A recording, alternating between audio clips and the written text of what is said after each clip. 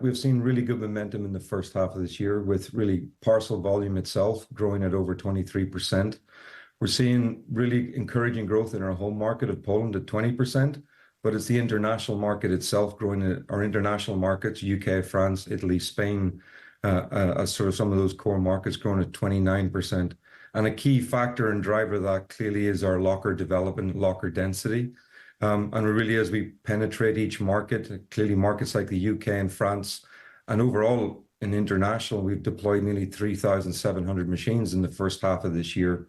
But the encouraging part of that momentum, not just the deployment, is the actual volume going into the lockers is almost tripled. So Michael, clearly the model in terms of convenience, density, choice, and really giving the customer a consumer-centric and controlled offer is really resonating both with the consumer demand and also the merchants alike. Michael, it really is a different segment in logistics, isn't it, that you've created here? And a ramp-up mode can be a powerful measure when you've got a macro that looks a little bit more uncertain. Just how is that playing out? Because you talk about more volume here, but is there an element where the consumer is buying less or businesses are buying less, and that is impacting the parcel volume that you're seeing? Yeah, I think you're hitting some of the points that are quite critical. There's clearly headwinds going on in the market in terms of consumer sentiment, which is clearly playing out in multiple markets in terms of consumer spending habits, as well as retailer concerns around trying to find more efficient cost models for delivery. And clearly that's what we see across each market is really growth is stagnant overall in most e-commerce markets across Europe. If anything, maybe 1 or 2% growth.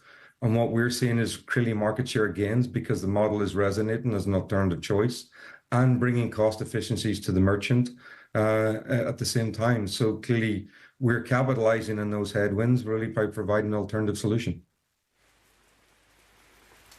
Michael, I find it fascinating, the business model and the growth you're seeing amidst the point that Karen was making that the consumer is struggling as well.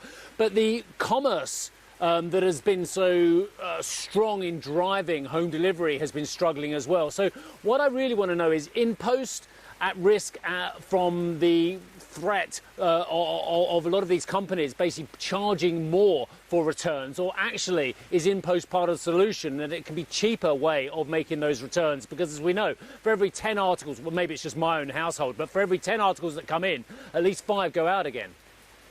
I mean, look, I think there's a number of factors at play. Firstly, obviously a lot of e-commerce environments don't have physical retail to return products. So clearly there needs to be a solution that's convenient and choiceful.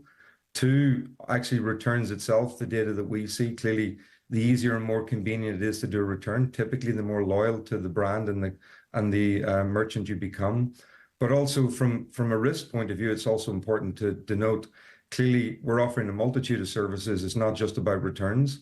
We're offering the ability to work with sort of the circular economy and reseller element, where we provide it really easy for sellers to deploy and send parcels, not just receive parcels. And most recently in our international business, we've really started to develop our competitive offer to-door, really providing a 7-day-a-week service across most of the geographies to really deliver, alternative that, to-door today it doesn't necessarily serve in the most convenient and cost-effective way. So, for us, we're still very early in this journey. It's great that our results are really developing at this pace, but we see clearly market share gains and market share growth being a key part, considering that outside of Poland, we're still probably either in low teens or single-digit figures in most markets.